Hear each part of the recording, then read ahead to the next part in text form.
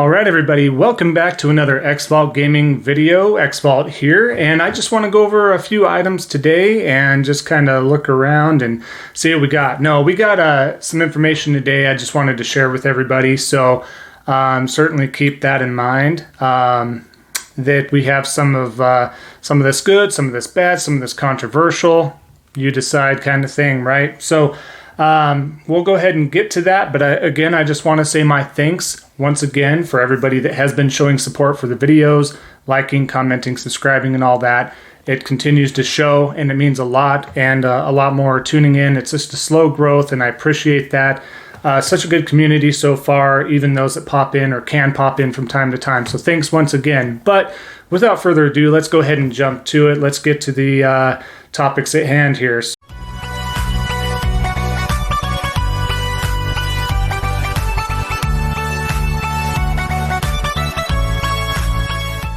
All right, so this next piece of information is a little bit of controversial, but not really. It's just kind of some facts, and not to stir the pot or anything like that, but I did think it was interesting. So what am I talking about? I am talking about the fact that the PS5 beats the Xbox Series X as a 4K Blu Ray player. New testing does suggest this. So this is according to Games Radar Plus. And they go on to state that the next-gen Blu-ray breakdown shows that the PS5 beats the Xbox Series X as a 4K Blu-ray machine. The audio-visual experts over at HD TV Test recently published a comprehensive breakdown of the Blu-ray performance for both consoles, complete with granular analysis of frame rate, color, gradients, and more. Video enthusiasts will find a wealth of numbers to pick through, but most viewers likely won't notice the practical implications of some of the variables highlighted. So fortunately, YouTuber Vincent Teo provided a helpful summary that puts things into perspective, so you can certainly check out his video. But to quote this, to sum it up, the Sony PS5 is better than the Xbox Series X in terms of 4K Blu-ray playback.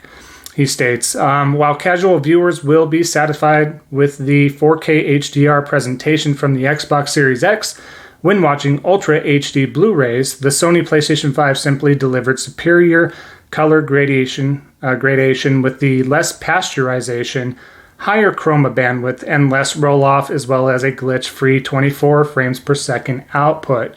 So that's as a whole. But to simplify all this, it does state that, of course, if you have a dedicated Blu-ray player, you are going to get a better output as opposed to the Series X or the PS5. So, again, that's a dedicated 4K UHD player. And you do have some apps and everything with that as well that you can use, almost like a smart TV as well. So you have other plethora of things such as YouTube and HBO Max and all that with those 4K players as well. But this is not bad for a next-gen system as well, because it is primarily a gaming machine. That's why you get it, not to be a media base of some sort. But yeah, it's just interesting to me. I just wanted to bring that up just because I thought it was interesting. As a whole, with the power of the Series X, I would think that they would have the upper hand when it came to the hardware aspect of that. Now, the solid state drive and everything in the PlayStation 5 is faster, and some nuances here and there, and the 3D audio tech and everything like that. But it's just, again, nothing to scoff at. It's probably just a negligible difference when it all is said and done for most folks. My wife can attest to that because of her eyesight.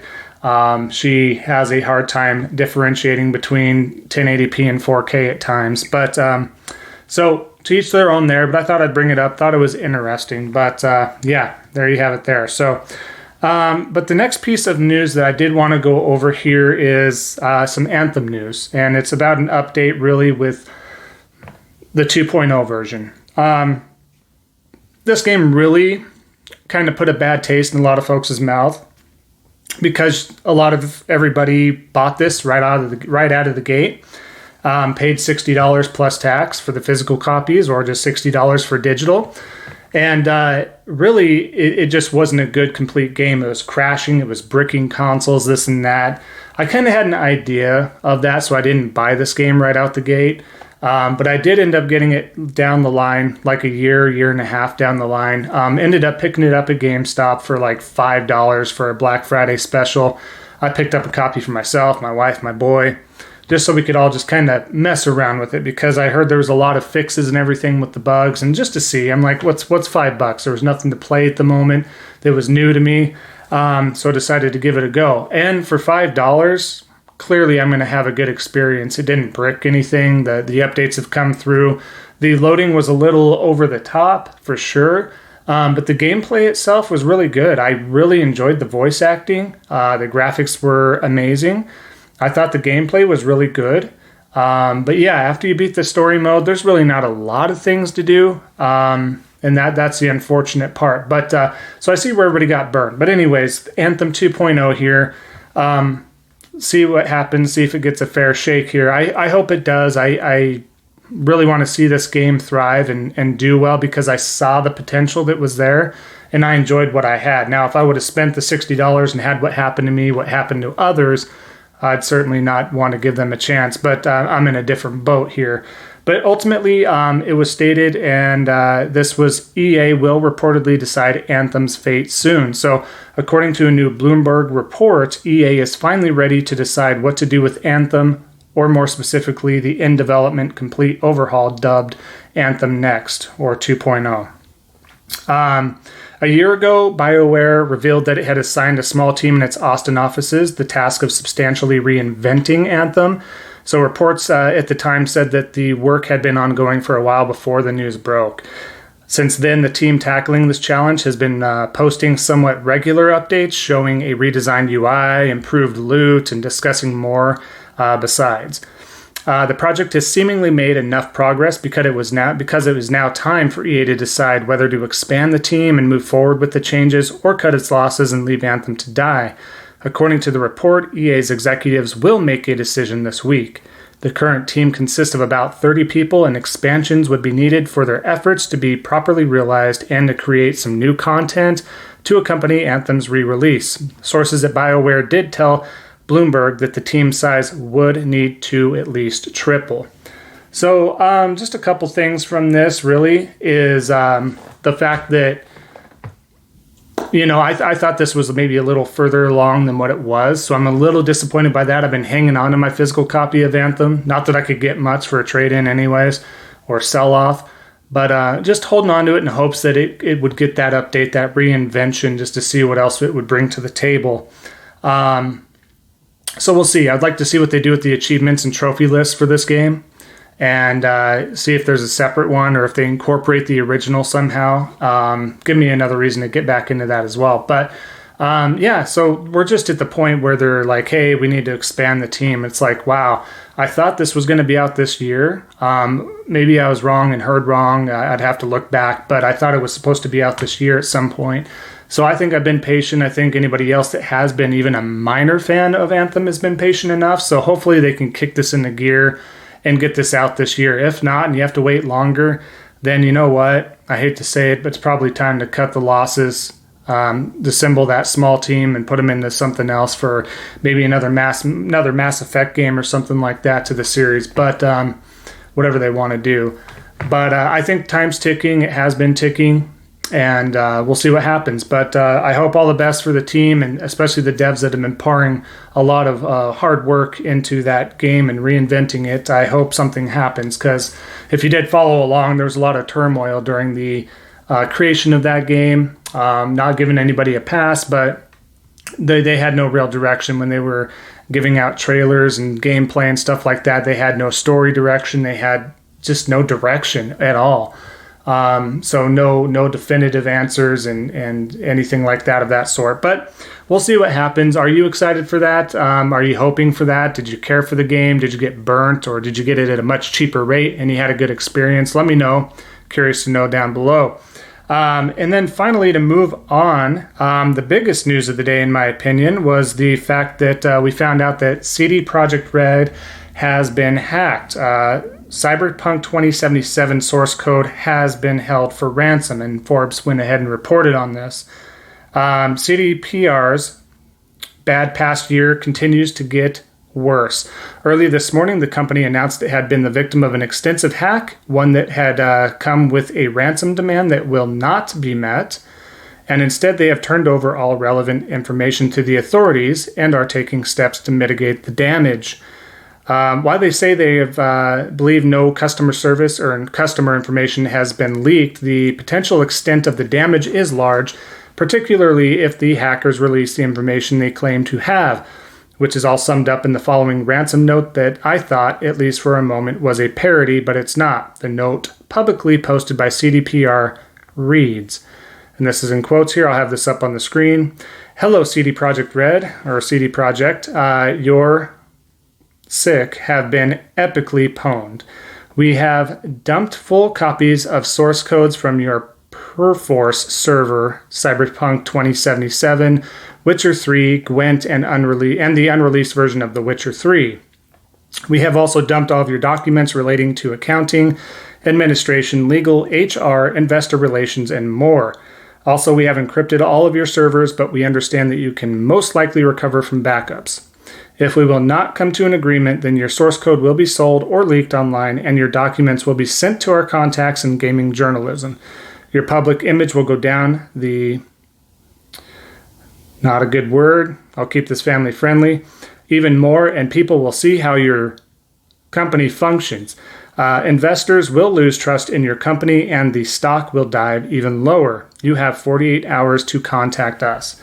So like CD Projekt Red mentioned, they are not going to meet these demands. They're not going to go over to that. They have turned that over to authorities as appropriately as they can.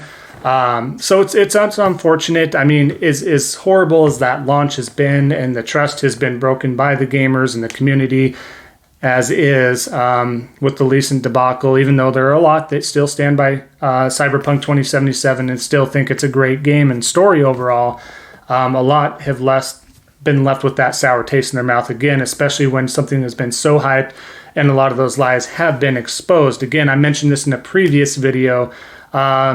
Crow B Cat, his YouTube channel has a wonderful, kind of a lengthy video just to kind of describing, going over all the information that CD Projekt Red tried to release at the conferences, and they have just a video montage of all the bugs and how broken it is.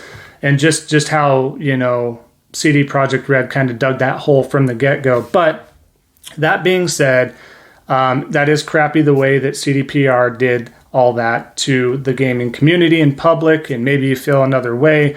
Do I feel like, or do I condone any hacking towards a company? Absolutely not. I don't think anything should happen like that. That's unfortunate, and that's not fair to those that didn't have a lot of control over this in the first place. And we don't want to see them totally go down. We just want to see them learn from that mistake. But hacking like this in a negative and bad way is not a good thing. I would say, if the hackers are out there and doing that stuff, use that talent for good. Use it for good, not for something to be deceitful or to do something horrible to a company unless they truly did something bad. And yes, they did lie, and yes, they released a broken game, but there's other things to maybe do to kind of say, hey, look at this, as opposed to get to the point where it's going to break something all the way down.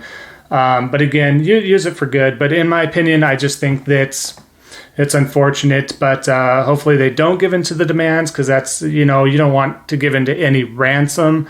Ransom's not a good thing, no matter how you look at it, and hopefully they can come back from this for sure. But it is interesting somebody did take the time, or maybe it's more than one person, of course, did take the time and got through there and was able to truly get that source code for those games and so on, and legal aspects, HR information, and all that. So hopefully they didn't get a hold of any player base information, credit cards, any other information that may be privy to that stuff. But we'll kind of move on from that. But it always seems like some more Cyberpunk 2077 or CD Projekt Red news is making some headlines. So that is the latest there. But yeah, that'll end it for the news story there. But comment below. Again, let me know what you think about all the news topics today. What are your thoughts? Do you have any opinions towards it either way? Certainly let me know. I would like to hear. But again, thank you for sticking around for the whole video. I will try and be streaming Cuphead tomorrow. towards the evening for at least an hour. I don't know if I'll be able to do any more than that for a Wednesday. I do, just to let everybody know, I do 40 hours, if not more, and this way is looking like more this week, so it is difficult. I have a family, so I have to attend to everything there like normal, have responsibilities and all that, and try not to be dead to the world by getting no sleep or relaxation. Not that gaming is super hard or anything like that, but it can get stressful if you're playing some online, right? So anyways, that'll be it for this video. So thanks again. All the support means so much to me. And I hope everybody has a great rest of your day. And until the next Xvault gaming video, take care.